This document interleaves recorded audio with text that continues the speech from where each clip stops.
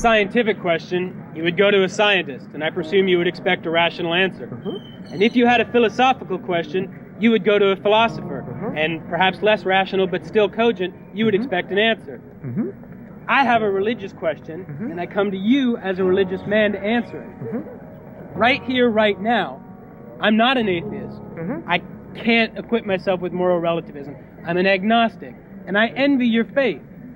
I want to know why I should believe it's more probable that there is a God than there isn't. You don't have to prove absolutely that there is one. I just want to know that it's more probable that there is than that there isn't, and I want you to show me. Okay. Thanks for asking that honest question. I appreciate it.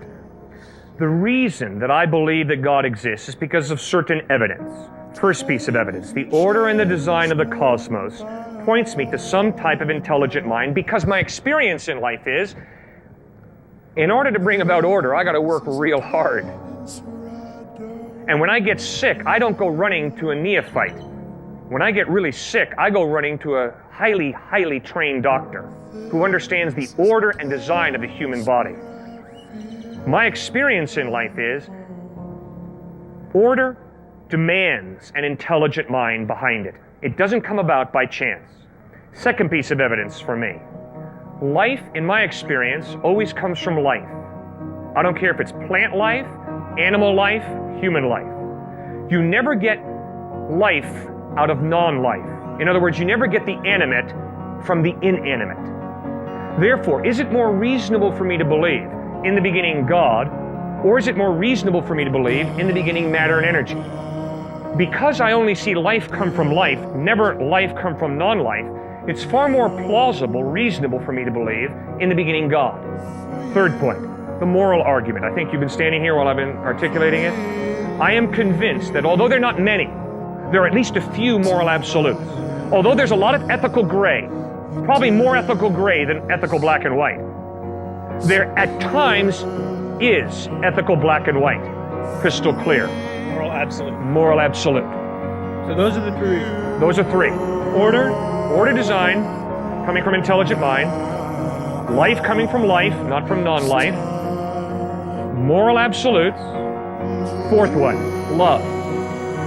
My experience of life is that love is crucial to my marriage, my family, my friendships.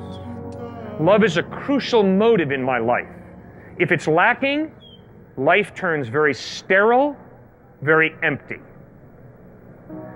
The only way love can be real is if there is more to reality than matter and energy. Hope based on Jesus Christ is a confidence of good in the future. In the future in this life, and in the future after death, in eternal life in heaven. It is based on the goodness of God.